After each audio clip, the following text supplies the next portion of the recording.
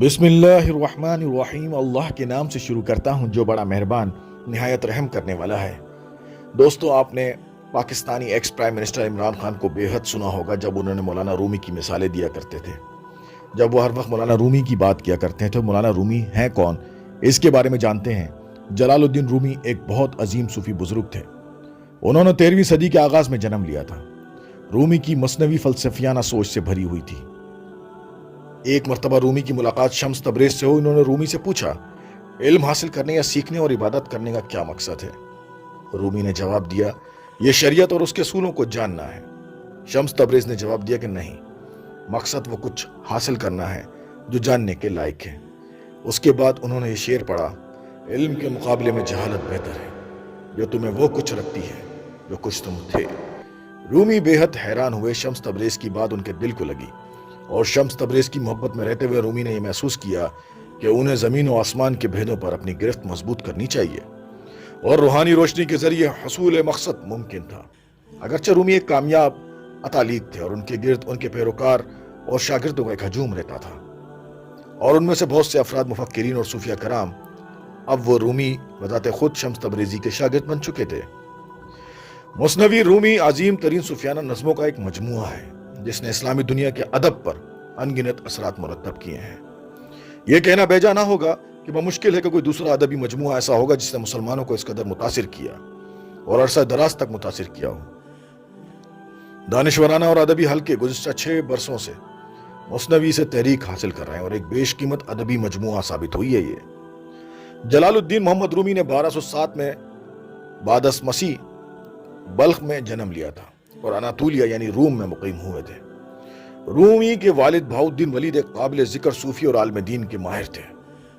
منگولوں کے خطرے کے پیش نظر جن کی پیش قدمی جاری تھی، بہاؤالدین ولید نے اپنے آبائی قصبے کو خیرباد کہہ دیا تھا۔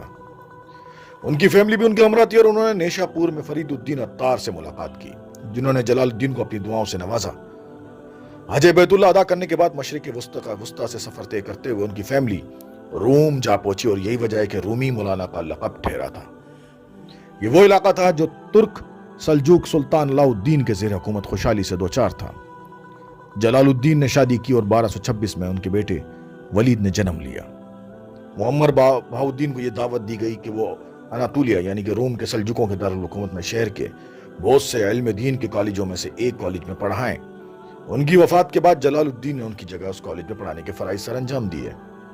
انہوں نے غزنہ کی حکیم سنائی کی شاعری کا مطالعہ کیا تھا۔ اس شاعری میں صوفیانہ ہدایت پیش کی گئی تھی۔ علاء الدین کی وفات کے بعد 1236 میں جب منگولوں نے روم پر حملہ کیا، تب اندرونی صورتحال بے حد خراب ہو چکی تھی۔ مصائب کے اس دور میں جلال الدین ایک تجربے سے دوچار ہوئے تھے جس نے انہیں صوفی شاعر میں تبدیل کر دیا تھا۔ رومی کی زندگی میں فیصلہ کن لمحہ 30 نومبر 1244 عیسوی کو آیا، جب ان کی ملاقات ایک جہاں گرد درویش تبریز کے شمس الدین سے ہوئی۔ وہ ان کی شخصیت سے بے حد متاثر ہوئے۔ دونوں صوفی حضرات کئی دن اور ہفتے اکٹھے گزارتے تھے، اور اس دوران کچھ نہ کھاتے پیتے تھے اور نہ ہی انہیں دیگر جسمانی ضروریات محسوس ہوتی تھیں۔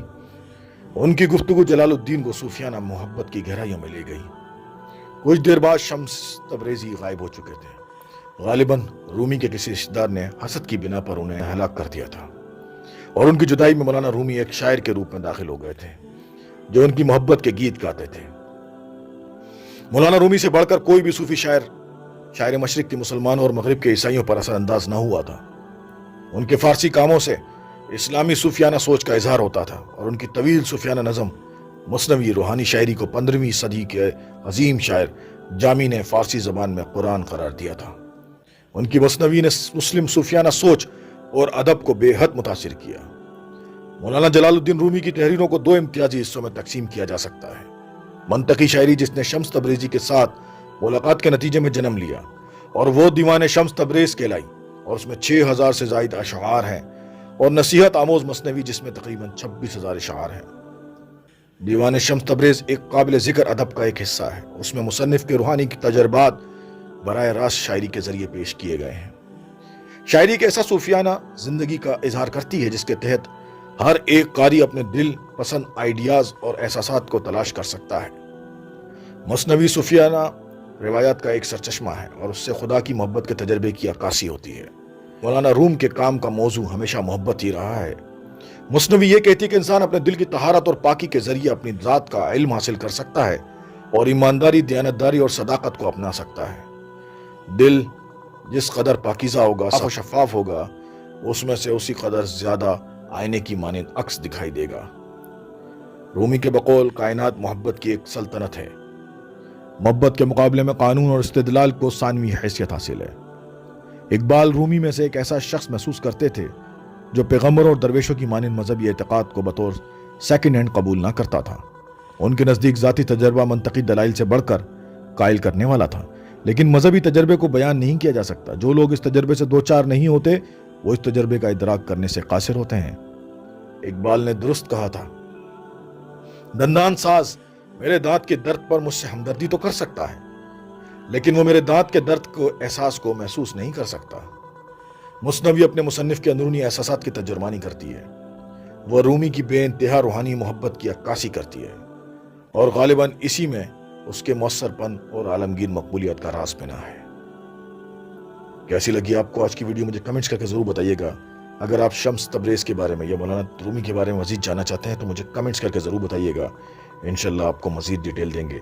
मिलते हैं नेक्स्ट वीडियो में, जब तक के लिए अल्लाह हाफिज़। अस्सलामु अलैकुम व रहमतुल्लाहि व बरकातुहू।